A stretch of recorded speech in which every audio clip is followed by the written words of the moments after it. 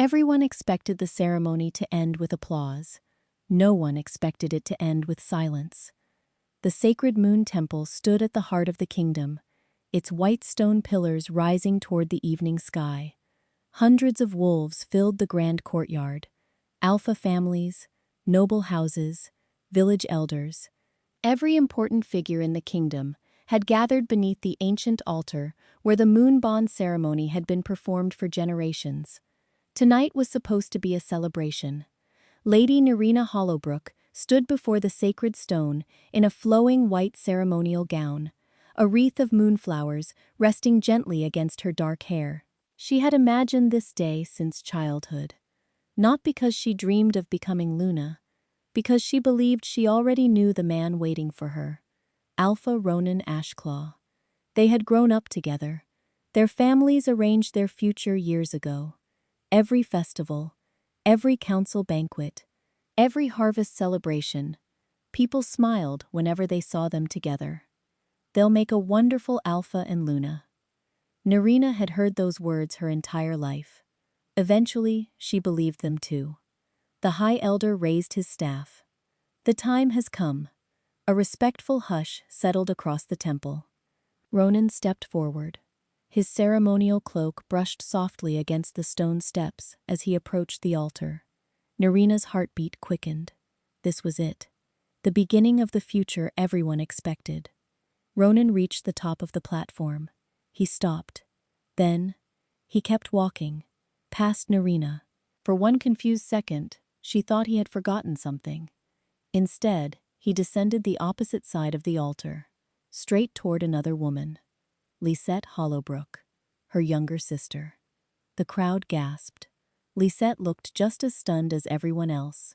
Ronan smiled gently before taking her hand. "I choose her." His voice echoed across the temple. The words seemed to steal every sound from the valley. Then the silence broke. Applause. Excited whispers. "Congratulations." Someone laughed with delight. Several elders immediately began preparing a second ceremonial circle around Lisette. The celebration moved as quickly as water finding a new path. Nerina's parents hurried toward their younger daughter. Her mother embraced Lisette with tears of joy. Her father proudly shook Ronan's hand. Neither looked back. Not once. Nerina remained standing before the altar, alone. The flower crown suddenly felt heavy against her head. Slowly, she lifted it away. She placed it carefully upon the sacred stone. Not with anger, not with bitterness, with quiet dignity. Then she walked to her sister. She managed a gentle smile. "Congratulations." Lisette opened her mouth as though to speak. No words came. Nerina simply nodded. She slipped off her ceremonial shoes before descending the long temple staircase. The polished marble was too beautiful to scratch them, so she carried them in one hand. Barefoot, graceful, almost invisible. No one noticed her leave. The music had already begun. The celebration had already found a new bride. No one, except one man standing near the back of the temple. Alpha King Cassius Nightbane had accepted the ceremony invitation only because a delayed border treaty left him with an empty afternoon. He hadn't expected to remember any part of it. Yet he found himself watching the woman carrying her shoes instead of her heartbreak. His wolf stirred uneasily, not with recognition, not yet, with curiosity. For reasons he couldn't explain. He couldn't look away. Cassius should have forgotten her before sunset. He didn't. The border treaty resumed immediately after the moon bond ceremony. Maps covered the council table. Generals debated patrol routes. Advisors discussed trade agreements. Every topic demanded the Alpha King's attention. Yet, despite years of training himself to focus, Cassius found his thoughts drifting back to the temple. Not to the ceremony, to the woman who had quietly walked away from it. One of his advisors finally noticed. "Your Majesty?" Cassius looked up. "You've read the same paragraph 3 times. Had he? He glanced down at the treaty in front of him. The ink had begun to blur together. "I was thinking." His oldest advisor smiled knowingly. About the rejected lady? Cassius frowned. I don't know what you're talking about. The advisor chuckled. You watched her leave. I watched everyone leave. No. The older man shook his head. You watched only her. Cassius offered no reply. Because denying it felt pointless. What unsettled him wasn't Ronan's decision. People changed their minds. Engagements ended. Politics shifted. None of that was unusual. What stayed with him was Narina's reaction. She hadn't pleaded, hadn't argued, hadn't tried to humiliate her sister. She simply stepped aside, as though she refused to let heartbreak become a performance. Something about that quiet strength lingered in his thoughts. By the time the meeting ended, dusk had settled over the capital. Miles away, Narina stood inside the bedroom she had occupied since childhood. The room looked exactly as it always had. Pressed flowers between books, embroidery hanging near the window, a half-finished painting resting against the wall. The familiar surroundings suddenly felt like they belonged to someone else. She opened a travel bag. It wasn't large, just enough for what truly mattered.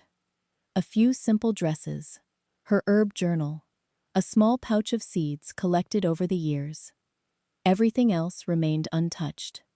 The jeweled necklaces stayed inside their velvet boxes. The silk gowns remained hanging neatly inside the wardrobe. She removed the Hollowbrook family crest from her traveling cloak and placed it gently on the table. A soft knock came at the door. Her mother entered without waiting. Narina. Her eyes lingered briefly on the packed bag. You shouldn't leave tonight. Narina smiled politely. I'm only making things easier. Her mother sighed. You know your sister never meant for this to happen. I know. And Ronan, please. The single word stopped the conversation. For the first time all evening, her smile faded. I'm too tired to talk about Ronan. Her mother hesitated, then quietly left the room. After the door closed, Narina sat at her desk. She pulled out a sheet of parchment. There was only one thing left to do. She dipped her pen into ink, then wrote a single sentence. Please don't search for me. She paused. A tear landed on the page. She brushed it away before continuing. You already have the daughter you wanted. She folded the letter, placed it where her parents would find it. Then, before dawn touched the horizon, Narina walked through the front gate, carrying only one small travel bag. She never looked back. By the time the household awakened, the older Hollowbrook daughter had vanished without a trace, and somewhere on the road beyond the capital, she took her first step toward a life that belonged to no one but herself. 3 years changed more than most people realized. The kingdom remembered Lady Narina Hollowbrook only as a quiet scandal, the bride who had been left standing alone at the altar. For a few months, nobles whispered about her disappearance. Then the whispers faded. Life moved on. Ronan and Lysette became one of the most admired couples in the Southern Territories. Her parents proudly attended court functions beside them. The older Hollowbrook daughter slowly became a forgotten name. No one noticed, because no one was looking. Far beyond the capital, tucked between pine-covered mountains and clear rivers, stood a village called Silver Ridge. It appeared on few maps. Most travelers passed it without stopping. To the people who lived there, however, it was home. And at the edge of the village stood a modest stone cottage with climbing ivy wrapping around its walls. A wooden sign hung above the door. Hollowbrook Herbs and Remedies. Every morning before sunrise, Narina opened its shutters. The scent of lavender, mint, and rosemary drifted into the cool mountain air. Villagers soon followed. An elderly shepherd with aching knees. A child who scraped his arm climbing a tree. A pregnant wolf worried about the coming winter. Narina welcomed each of them with the same patient smile. She listened before she spoke, asked questions before offering answers, and never accepted payment from anyone who genuinely couldn't afford it. When people insisted on giving something in return, she accepted jars of honey, fresh bread, or bundles of firewood. Over time, the little apothecary became more than a shop. It became the heart of the village. Children wandered in simply to smell the drying herbs hanging from the ceiling. Travelers stopped for tea before continuing their journeys.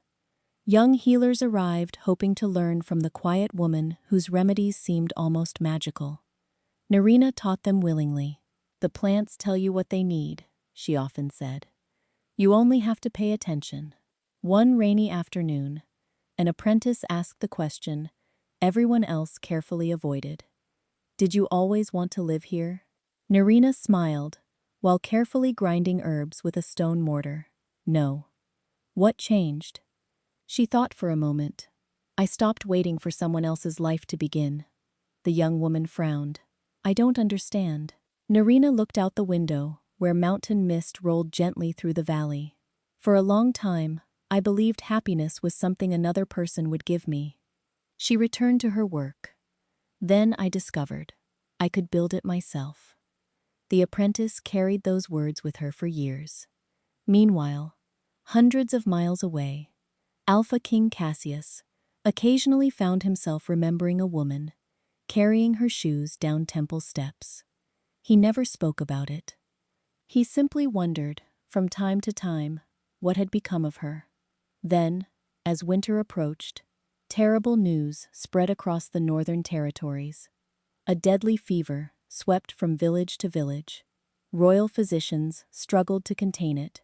Entire communities fell ill. The council urged immediate action. Cassius made his decision without hesitation. "I'll inspect the northern villages myself." 2 days later, as his royal convoy climbed into the mountains, the villagers offered the same advice at every stop. "If you want to save lives," they pointed farther into the valley, "find the healer." The mountain road ended at a small stone cottage surrounded by flowering herbs. Lavender swayed gently in the afternoon breeze. Bundles of dried plants hung beneath the porch roof. Several villagers waited patiently outside, speaking in hushed voices while holding baskets of fresh vegetables and homemade bread. None of them looked frightened. They looked hopeful. Cassius noticed immediately. People only waited like that for someone they trusted. One elderly woman stepped forward as the royal convoy stopped. "You've come for the healer?" Cassius nodded. "We have." The old woman smiled. "Then you've already found the safest place in these mountains." Before he could respond, the cottage door opened. A woman stepped onto the porch, carrying a wooden tray filled with glass bottles. She thanked the last patient quietly, before turning toward the waiting crowd. Then she saw him. The tray slipped from her hands. Glass shattered across the stone steps. Time stopped. For one suspended heartbeat, neither of them breathed. Cassius recognized her instantly.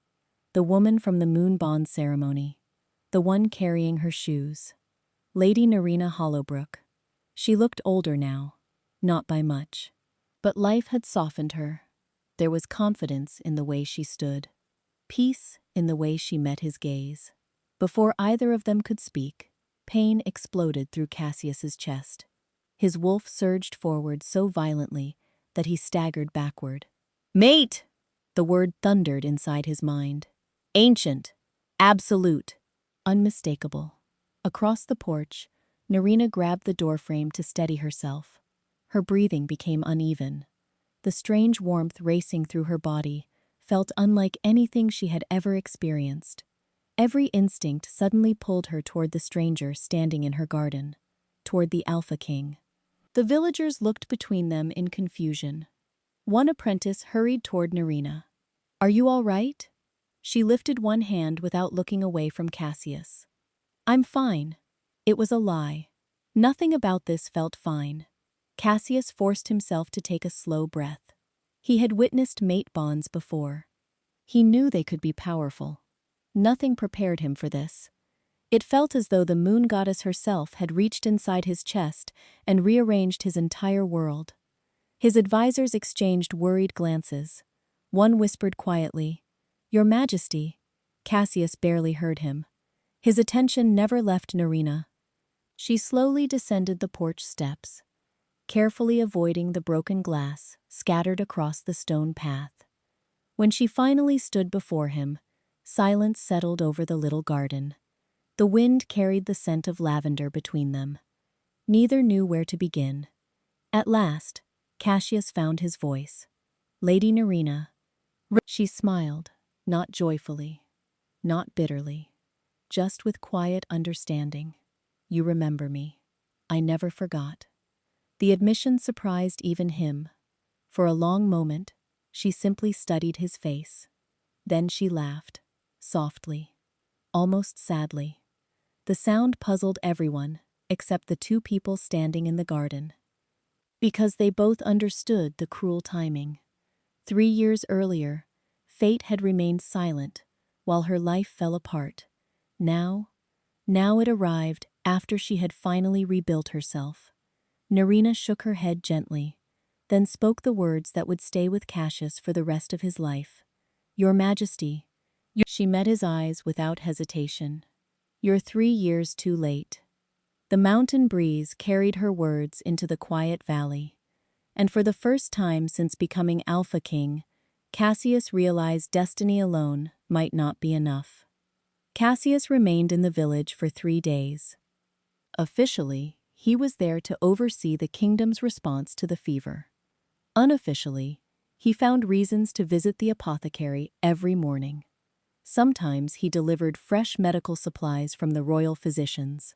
Sometimes he brought reports from neighboring villages. Sometimes he simply asked whether she needed anything. Nerina thanked him every time. She never invited him to stay. On the fourth afternoon, after the last patient had gone home, Cassius found her hanging bundles of lavender beneath the porch roof. The golden light of sunset painted the valley in warm shades of amber. For a while, neither spoke. Finally, Cassius broke the silence. "I'd like the chance to court you," Nerina continued, tying the lavender with careful fingers. "I thought you might." He stepped closer. "I know the bond arrived at the worst possible time." She gave a small smile. "The timing isn't the problem." "It isn't?" "No." She turned to face him. Her expression was calm, steady, the expression of someone who had spent years learning difficult lessons. "I've already lived through one life where I waited for someone to choose me." The words landed gently, yet they struck harder than anger ever could. Cassius listened without interrupting. "I stood in front of an entire kingdom believing I mattered." She looked toward the mountains. "Then I discovered how easily people can replace you. You were never replaceable." She met his eyes. Maybe not to fate. A quiet pause settled between them. "But I was to everyone else." Cassius felt the truth in her words. Not because they were fair, because they were real. Nerina folded her arms loosely. "I spent 3 years putting myself back together. I built this clinic. I earned these people's trust. I found peace." She smiled toward the village where children chased each other through the fields. "For the first time in my life, I wake up happy." Cassius nodded. "And I don't want to take that away." Her eyebrows lifted slightly. He continued. "I don't want to rescue you. You don't need rescuing. I don't want to drag you back to a palace you chose to leave." The faintest hint of surprise crossed her face. "I only want the chance to know you." Silence followed, the kind that invited honesty. Finally, Nerina spoke. "If I say yes because you're my mate," she shook her head, "I'll always wonder whether I chose you or whether destiny chose for me."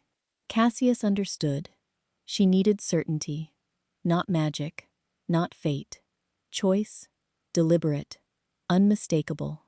"So here's my answer." She stepped down from the porch until they stood only a few feet apart. "I'm not leaving Silver Ridge. I'm not abandoning my patients. I'm not rebuilding my life around someone else's title." Cassius never looked away. "If you want a place in my future," she smiled gently, "you'll have to become part of the life I've already built." For a long moment, he said nothing. Then, to Nerina's surprise, he smiled. "That seems fair." The next morning, the villagers awoke to an unexpected sight. The Alpha King had rented the empty room above the village blacksmith's workshop. He wasn't returning to the capital, not yet. If Narina wasn't leaving her mountain home, then he would begin learning how to belong there instead. The villagers expected the Alpha King to leave within a week. Kings didn't stay in forgotten mountain villages. They signed decrees, attended council meetings, ruled from marble palaces. They certainly didn't rent rooms above blacksmith shops. Yet 1 week became 2, 2 became 4, and Cassius remained. Every few days, royal couriers arrived with stacks of documents. Cassius reviewed them over breakfast, signed what required his attention, and sent them back to the capital before beginning his day. The rest of his time belonged to the village. He never announced what he planned to do. He simply noticed what needed doing. When a spring storm washed away the footbridge leading to the eastern farms, Cassius joined the carpenters before sunrise.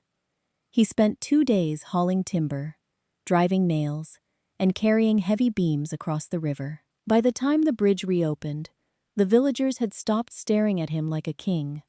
They saw a man with sore shoulders and splinters in his hands. The following week, a landslide blocked the mountain road. Cassius worked beside merchants, shepherds, and farmers until the path was cleared.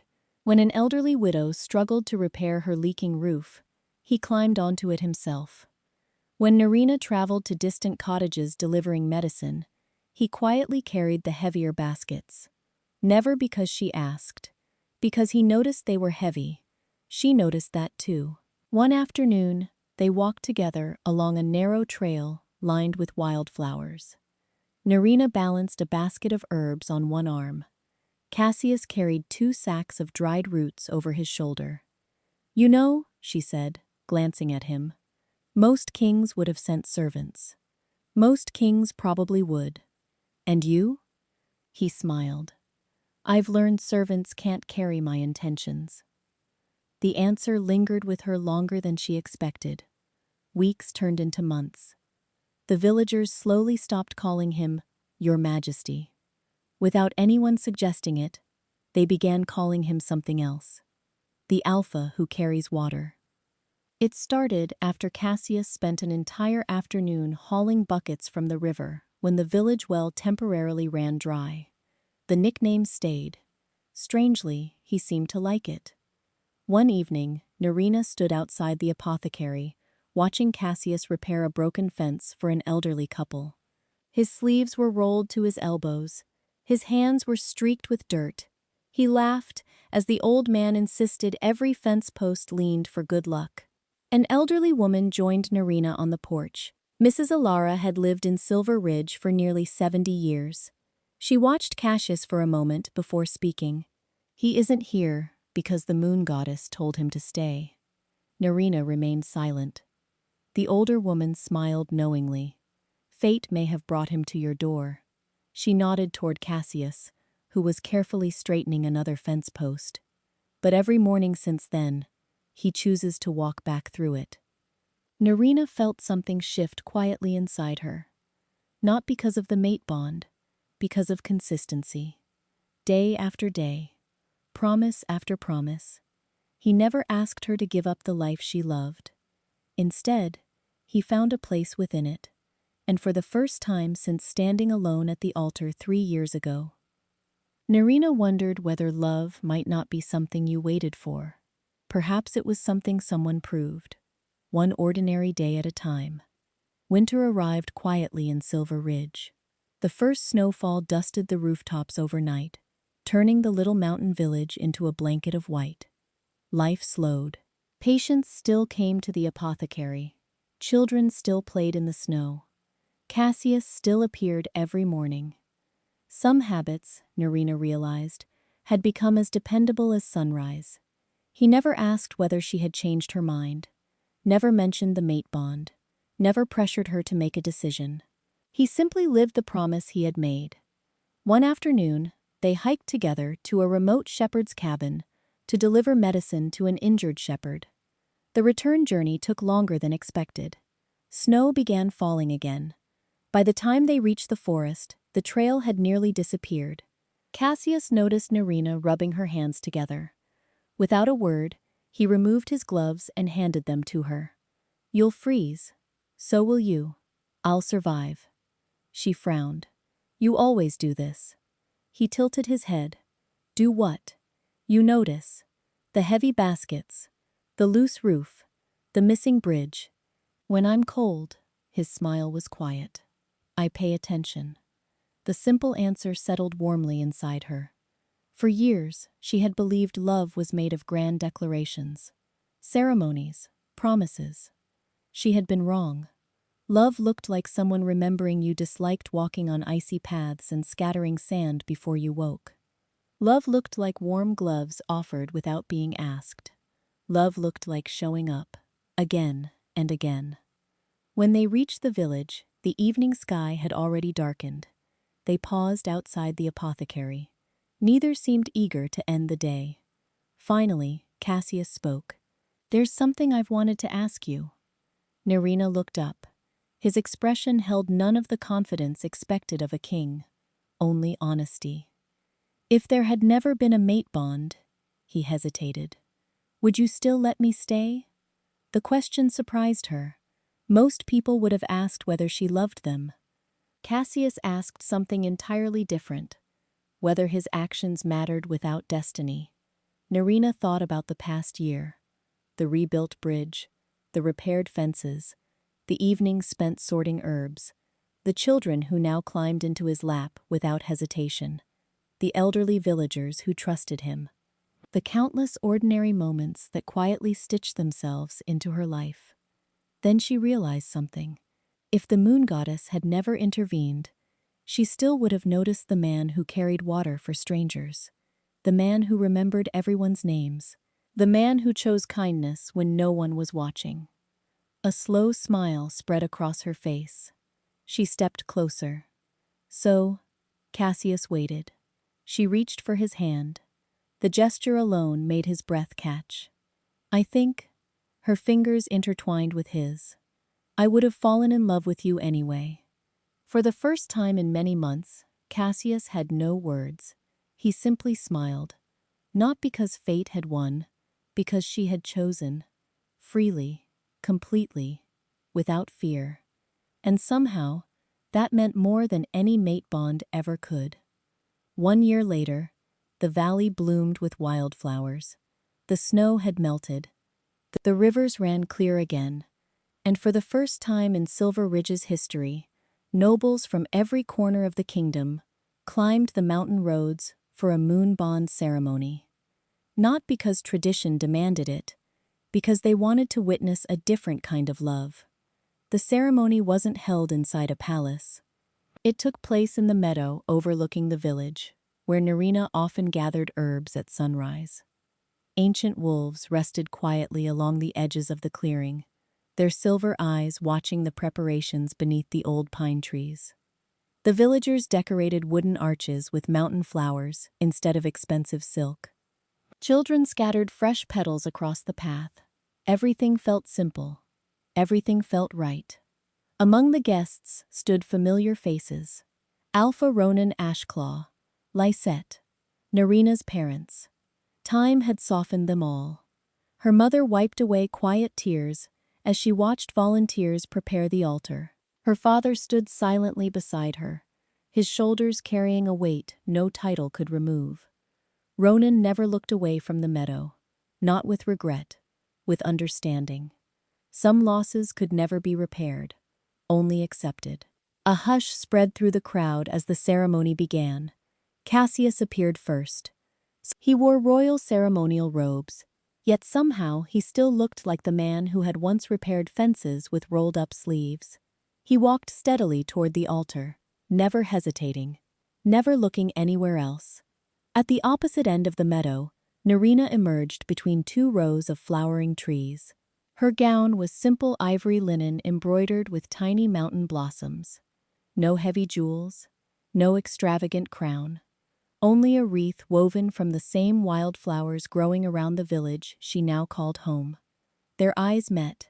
Neither looked away. The years between them seemed to disappear. Cassius crossed the final few steps until he stood before her. The entire kingdom watched. He smiled. The same quiet smile she had come to love. Then, before nobles, elders, and the family who had once overlooked her, he lowered himself onto one knee. Not because custom required it, because his heart did. His voice carried across the silent valley. I crossed kingdoms because I refused to spend another day without choosing you. He held out his hand. I don't choose you because fate named you my mate. I choose you because every day beside you became the best part of my life. Tears filled more than one pair of eyes. Nerina felt her own heart steady. There was no uncertainty, no fear, no comparison, only peace. She placed her hand in his. I choose you too. The High Elder smiled as the ancient blessing was spoken. Then, from the edge of the meadow, the sacred wolves lifted their heads. One by one, they howled toward the bright summer sky. The sound rolled across the mountains like a blessing carried on the wind. No one mistook its meaning. This time, there was no second choice. Only one man, one woman, and a love both of them had freely chosen. Years passed. Silver Ridge changed with the seasons, but some things never did. The little apothecary still stood at the edge of the village, though it had grown into a proper healing house, where apprentices from across the kingdom came to study. Nerina still insisted on greeting every patient herself. Cassius still carried heavy baskets whenever he thought no one was looking. The villagers still teased him by calling him the alpha who carries water. He had long since stopped correcting them. One spring afternoon, children's laughter echoed through the garden behind the healing house. A little girl with dark curls chased her younger brother between rows of lavender. Papa! The boy stumbled into Cassius's arms, holding up a crooked wooden wolf. I made it myself. Cassius examined it with exaggerated seriousness. I believe this is the finest wolf in the kingdom. It has 3 ears, Nerina said, laughing as she stepped onto the porch. The little boy frowned. That's not a 3rd ear. What is it? A brave bump. Cassius nodded solemnly. I've heard the bravest wolves grow those. The children burst into laughter. Nerina watched them with a smile that no longer carried traces of old heartbreak. Only peace. Later that evening, the family gathered beneath the same old pine tree where their moon bond ceremony had taken place years before. The children loved hearing stories before bed. Their daughter climbed into Nerina's lap. Mother, yes? How did you and Papa meet? Cassius chuckled. I was wondering when that question would come. Nerina looked toward him. Would you like to tell it? He smiled. I'll tell the beginning. He gathered both children closer. The moon goddess introduced us. The children leaned forward eagerly. But your mother made me earn the rest. The little boy blinked. You had homework? Cassius laughed. The hardest homework I've ever had. Nerina reached for his hand, and he never stopped doing it. As the children drifted to sleep against their parents' shoulders, Cassius looked across the valley toward the distant southern territories. He occasionally wondered what would have happened if Ronan had chosen differently that day. Then he always reached the same conclusion. It no longer mattered. Because the greatest gift fate had given him wasn't the mate bond. It was arriving after Nerina had discovered her own worth. She had never begged to be loved, never fought another woman for a place in someone's heart. She walked away, built a meaningful life with her own hands. And by becoming whole on her own, she made it possible to build something even stronger together. Years earlier, Ronan had chosen her sister without a second thought. Cassius chose Nerina every single day. That was the difference between affection and commitment. Between convenience and love. As the sun disappeared behind the mountains, Nerina rested her head against Cassius's shoulder. Home was never the altar where she had once been left behind. Home was the life she built after she found the courage to walk away. And in the end, that was where the right man found her.